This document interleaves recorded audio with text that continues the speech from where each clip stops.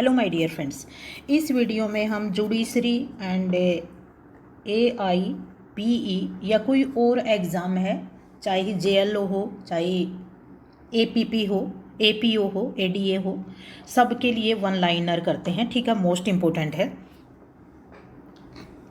जिन्होंने आज तक CPC नहीं पढ़ी है या थोड़ी पढ़ी है उनके लिए बहुत बेनिफिट करेंगे ये सारे वन लाइनर। सारे इम्पोर्टेंट पॉइंट है, बार बार पूछे गए हैं। सबसे पहला है the code of civil procedure. ये कैसी लॉ है? एक प्रोसीजरल लॉ है। नेक्स्ट है कि CPC 1908 केम इनटू फोर्स। किस तारीख को इन फोर्स में आई थी? ये 1 जनवरी 1909 को आई थी। और ये कहाँ लागू होती है? ये होल ऑफ द इंडिया पे लागू होती है। ठीक है। अच्छा, ये होल ऑफ द इंडिया है, इसके अलावा कभी ये आ जाता है कि क्या ये जम्मू कश्मीर पर लागू है? हाँ, जम्मू कश्मीर पर 31 अक्टूबर 2019 से लागू है। उसके बाद एक क्वेश्चन यहाँ से आता है कि ये state of Nagaland and tribal area पर लागू नहीं है। जब आप बेरक पढ़ोगे तब।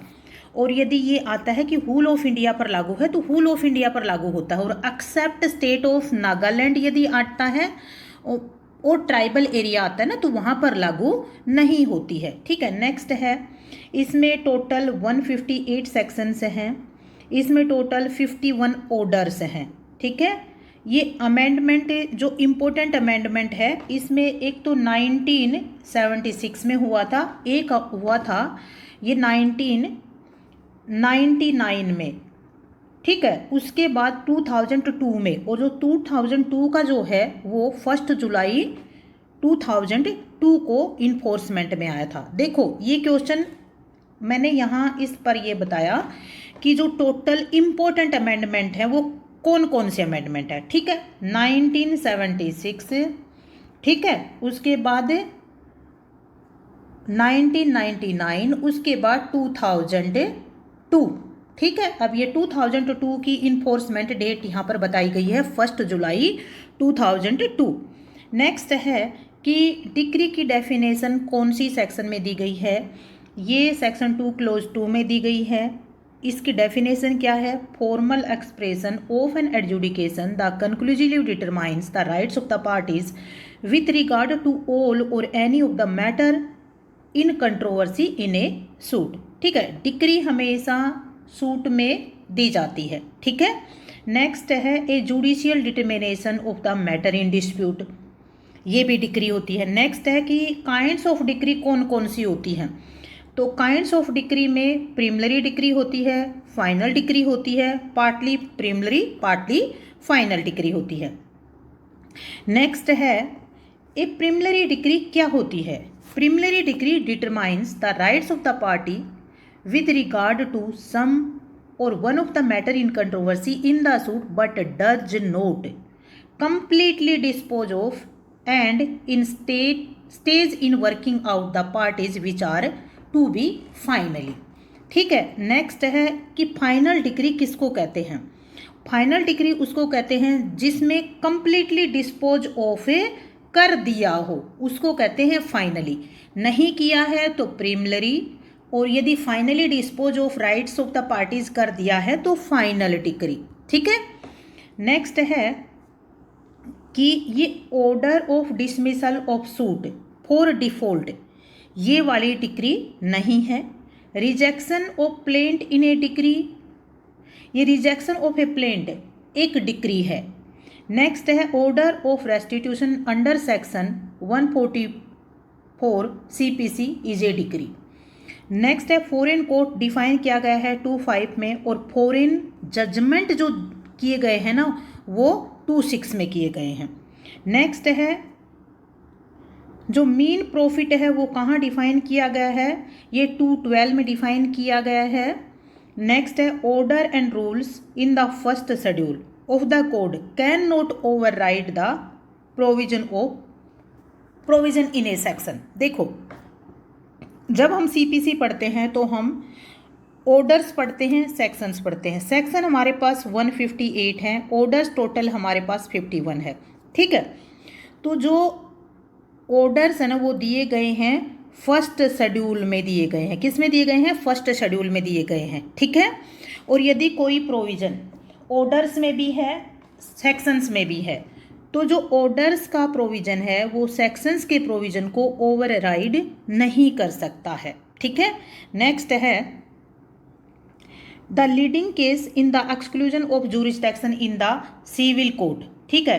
केस कौन सा है? Dulla Bhai versus state of MP, section 9 का केस है, इंपॉर्टेंट केस है। Suit of civil nature section 9 में बताया है। Suits are of civil nature, the right of property, ये सिविल नेचर के सूट है। देखो, right suit related to right of property civil nature का है, suit related to right to worship civil nature का है, suit for damage in civil nature case civil nature का है, ठीक है। Rule of sub res judice कहाँ दिया गया है? सेक्शन 10 में दिया गया है। ये एक मैंडेटरी प्रोविज़न है और ये जो सेक्शन 10 है ये पेंडिंग सूट पर अप्लीकेबल होता है, और जो सूट फॉरेन कोर्ट में पेंडिंग है उन पर सेक्शन 10 अप्लीकेबल नहीं होता है। नेक्स्ट है rule of res judicata, section 11 में दिया गया है।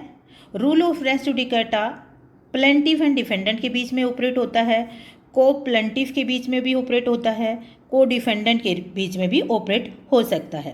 कंस्ट्रक्टिव रेस जुडिकेटा को एक्सप्लेन किया गया है ये सेक्शन 11 के एक्सप्लेनेशन 4 में। सेक्शन जो 11 है वो रिट पर लागू होता है, लेकिन हैबियस कॉर्पस की रिट पर लागू नहीं होता है। फिर उसके बाद foreign judgement recognised in India on consideration of justice, equity and good conscience, ये बात कौन से केस में कही गई थी? ये सत्या तेजा सिंह के केस में कहा गया था। अब सेक्शन 14 क्या प्रेजम्पशन क्या करती है? ये सेक्शन 14 में सेल्फ प्रेज्यूम करती है और ये प्रेजम्पशन एक रिब्यूटेबल प्रेजम्पशन ऑफ ए लॉ है। अब सूट ऑफ इमोल प्रॉपर्टी, ठीक है, कहाँ पर फाइल किया जाता है? Where property is situate.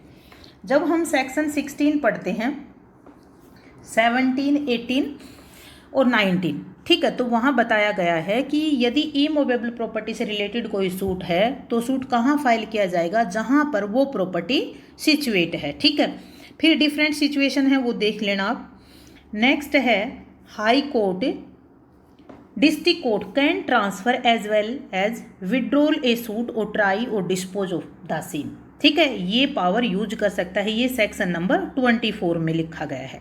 Next है कि 32 में सीपीसी में कितनी फाइन इम्पोज की जा सकती है? तो फाइन नोट एक्सीडिंग 5000। सेक्शन 34 में जो इंटरेस्ट रेट है वो नोट एक्सीडिंग 6% है। कॉस्ट के बारे में 35 में बताया है।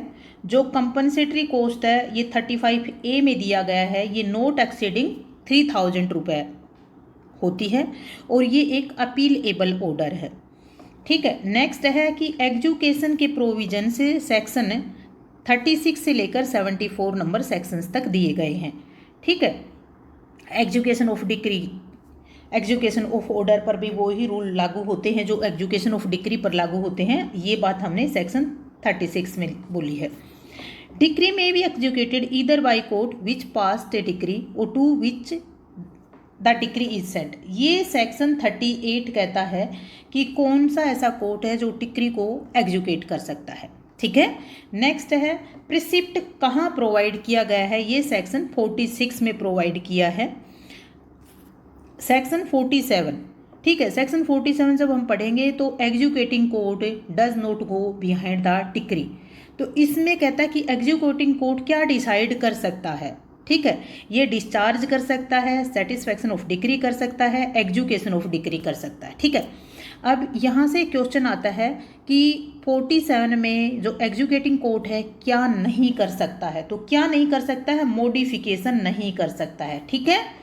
नेक्स्ट है 51 method to enforce execution of decree. जो मेथड्स हैं एग्जीक्यूट करने के लिए 51 में दिए हैं। Arrest in execution of decree 55 में प्रोविजन से हैं। 56 में ये प्रोहिबिट करता है कि यदि मनी डिक्री होगी तो उसके एग्जीक्यूशन में वुमेन को डिटेंड नहीं किया जाएगा। नेक्स्ट है सेक्शन 60। देखो वैसे तो सेक्शन 60 में बहुत सारे इंपॉर्टेंट पॉइंट है, लेकिन जो बार बार पूछा जाता है, जहाँ गलती होती है, वो एक पॉइंट है कि books of account can not be attached under section 60। ठीक है, बुक्स ऑफ अकाउंट अटैच नहीं किया जा सकता है। नेक्स्ट है कि in execution of decree for maintenance में salary of a person can be attached. किसी भी पर्सन की सैलरी यदि मेंटेनेंस के केस की डिक्री है तो कितनी अटैच की जा सकती है? 2/3 ऑफ द सैलरी। नेक्स्ट है कि 75 में जो जितने भी ग्राउंड्स है ना, वो सारे ग्राउंड्स प्लीज बेरेक्ट में जाके देख लेना। टोटल ग्राउंड है ए से लेकर जी तक 7 ग्राउंड्स है। Power to issue commissions. Next है सूट बाय और अगेंस्ट गवर्नमेंट। देखो हम यहाँ पर जब पढ़ेंगे सेक्शन 79 में कि यदि